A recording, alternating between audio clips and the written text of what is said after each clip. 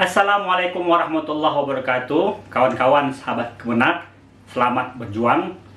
Semoga sukses dan jangan lupa berdoa dan minta restu kepada orang tua.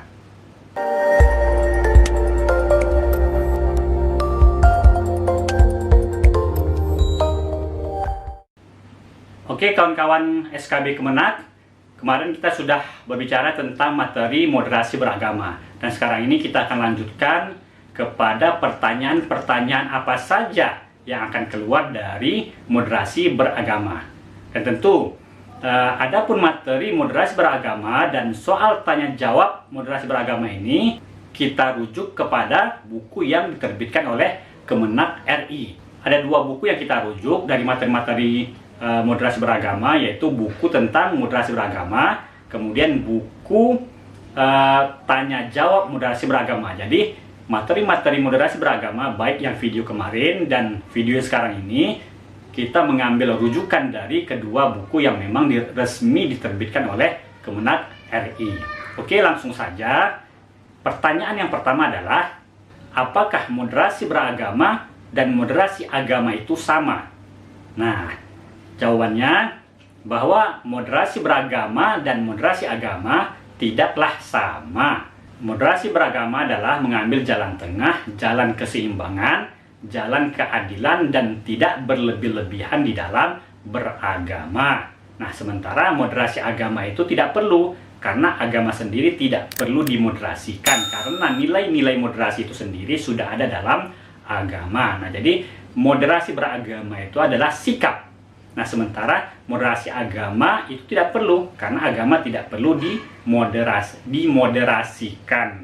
Pertanyaan yang kedua, apa contoh dari sikap berlebih-lebihan di dalam beragama? Atau apa contoh dari sikap yang tidak moderasi di dalam beragama? Nah, ini contohnya banyak sekali. Banyak sekali kita temukan. Contohnya, berlebih-lebihan di dalam beragama sehingga menyebabkan lalainya dari kewajiban-kewajiban yang lain. Dan ini bagi umat muslim, dalam sejarah kita lihat bahwa pernah sahabat datang kepada Nabi yang ingin beribadah, berpuasa terus-terusan. Nah, maka Nabi melarangnya. Karena apa? Karena selain kita memiliki kewajiban di dalam beragama, menjalankan ibadah, kita juga memiliki kewajiban-kewajiban yang lain, pemenuhan-pemenuhan hak yang lain, bahwa diri kita ini memiliki hak untuk tidur, kemudian anak istri perlu hak, dan lain sebagainya. Jadi antara beribadah dan hak pemenuhan kewajiban-kewajiban yang lain harus seimbang. Nah, kemudian contoh yang lain misalnya, di dalam beragama kita tentu berbeda pendapat dengan yang lain. Nah, maka dalam perbedaan pemahaman terhadap agama, maka itu perlunya toleransi dan sikap. Misalnya kita menyesatkan atau menuduh hal-hal yang bukan-bukan, maka itu bentuk dari ketidakmoderasian. Dan begitu juga misalnya kita menghina ataupun merendahkan agama orang lain. Nah, ini bentuk sikap dari tidak moderasi beragama. Kemudian contoh yang lain adalah tidak juga dikatakan moderasi, misalnya kita makan dan minum makanan-makanan yang dilarang agama demi alasan toleransi dengan agama yang lain. Nah, ini juga bukanlah moderasi beragama. Jadi moderasi beragama itu di jalan tengah, dia tidak ekstrim kanan maupun ekstrim kiri, sebagaimana video yang sebelumnya sudah kita bahas. Pertanyaan yang ketiga adalah, bagaimana sikap orang yang moderat di antara kubu kanan maupun kubu kiri? Nah, orang moderat ini adalah orang yang bersikap moderasi beragama. Bagaimana sikapnya di antara dua kubu ini? Maka sikap orang moderat adalah berada di jalan tengah. Dia, orang moderat, tidak berlebihan dalam beragama, dan dia juga tidak menyepelekan agama. Orang moderat menyesuaikan, menyeimbangkan antara teks-teks keagamaan dan juga akal yang sehat. Dia tidak menyepelekan akal juga, dan juga tidak mendewa-dewakan akal. Jadi orang moderatnya lah bersikap seimbang antara teks-teks keagamaan dan juga realitas masyarakatnya dan juga ilmu pengetahuan. Jadi orang moderat ini selalu bersikap seimbang di jalan tengah, tidak ke kanan dan juga tidak ke kiri, tidak berlebih-lebihan dalam agama dan juga tidak liberal di dalam beragama. Pertanyaan yang keempat, apa prinsip dari moderasi beragama? Kemarin sudah kita jelas, prinsip moderasi beragama adalah adil dan berimbang. Pertanyaan yang kelima, apa batasan pemahaman dan pengamalan agama yang berlebihan? Nah, jawabannya ada 3 dianggap berlebihan jika pertama, melanggar kemanusiaan, yang kedua, melanggar kesepakatan bersama, yang ketiga, melanggar ketertiban umum.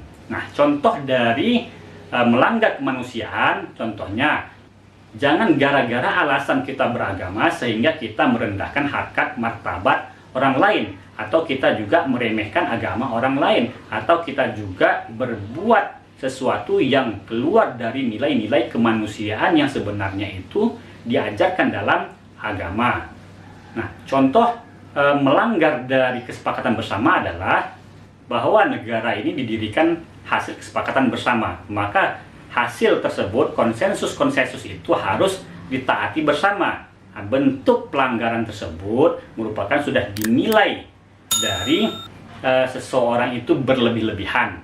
Dan sebenarnya ini di dalam agama diajarkan juga untuk kita mentaati kesepakatan yang sudah kita sepakati bersama. Maka begitu juga hasil misalnya undang-undang yang sudah disetujui bersama, maka kesepakatan tersebut, maka hasil dari hal tersebut haruslah ditaati untuk kita bersama juga. Lalu contoh dari melanggar ketertiban umum, jangan karena kita beribadah lalu melanggar ketertiban umum. Contohnya misalnya kita beribadah di tengah jalan, atau kita beribadah di tengah keramaian, atau di tempat-tempat fasilitas-fasilitas publik. Nah, maka ini kan melanggar ketertiban umum. Pertanyaan yang keenam, apa beda beragama dan agama? Nah, di sini kita harus tahu bahwa agama itu sudah final, bahwa nilai-nilainya, ajaran-ajarannya sudah turun final. Sementara beragama adalah tafsiran atau pemahaman kita terhadap agama itu, terhadap teks-teks yang kita baca di dalam kitab suci. Nah, jadi agama sudah final, sementara beragama itu adalah bagaimana kita menjalankannya dengan pemahaman kita. Misalnya dalam agama diajarkan misalnya untuk bersikap baik terhadap wanita. Maka bagaimana kita menjalankannya, tentu hal ini tergantung juga dengan kondisi yang ada. Nah, jadi dia tidak, bentuknya itu tidak semata-mata satu jalan saja, tapi bisa saja berbeda-beda. Nah, contoh yang lain misalnya, kita disuruh untuk berbuat baik kepada orang tua. Nah, bagaimana berbuat baik kepada orang tua? Tentu banyak jalannya. Dan di setiap tempat ataupun di tiap lingkungan tentu bisa saja berbeda bagaimana cara berbuat baik kepada orang tua. Nah, jadi itulah perbedaan antara agama dan beragama. Beragama itu adalah praktek kita menjalankan agama berdasarkan pemahaman kita. Sementara agama itu sendiri sudah final turun dengan nilai-nilai ajaran-ajaran yang sudah ada. Pertanyaan yang ketujuh, apakah orang moderat, apakah orang yang bersikap moderasi beragama itu tidak teguh dalam beragama? Nah, tentu saja jawabannya tidak. Justru orang moderat itu adalah orang yang memiliki semangat keberagaman yang teguh, memiliki pendirian yang kuat dengan prinsip-prinsip yang kokoh. Nah, untuk masalah pokok-pokok agama, orang moderat tidak kompromi. Adapun masalah-masalah yang diperselisihkan, perbedaan-perbedaan pemahaman ataupun istilahnya khilafiyah, maka orang yang bersikap moderat, bersikap moderasi beragama, memiliki toleransi yang tinggi, tidak menyalahkan orang lain, karena perbedaan itu adalah suatu yang niscaya. Dan begitu juga orang moderat memiliki toleransi yang kuat juga terhadap pemeluk agama yang lain.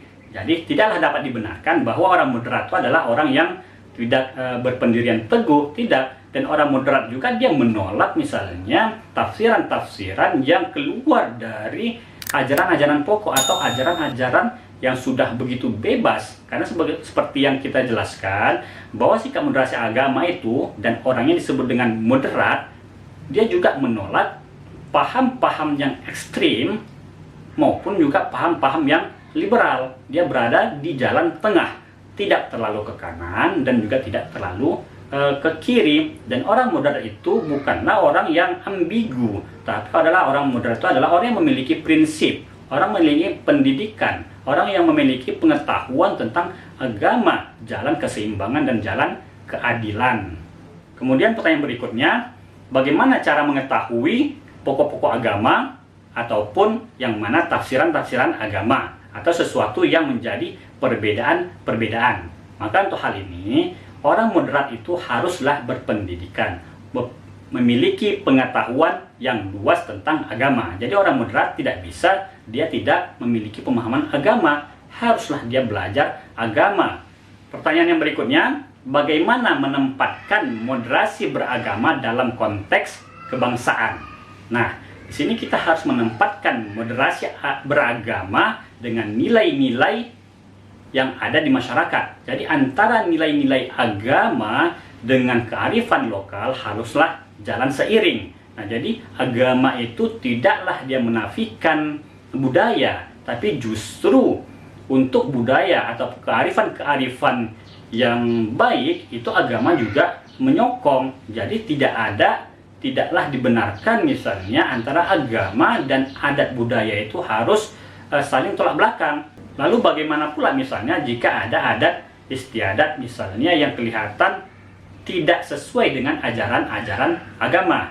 Nah, maka hal ini perlulah kita bersikap toleran, artinya kita bersikap bijaksana, dan tentu saja selama ada adat tersebut tidak juga melanggar undang-undang yang ada. Tapi misalnya bagaimana dengan alasan adat seseorang mencuri ataupun minuman keras yang memang itu dilarang oleh undang-undang misalnya, maka hal ini kita serahkan kepada yang berwenang.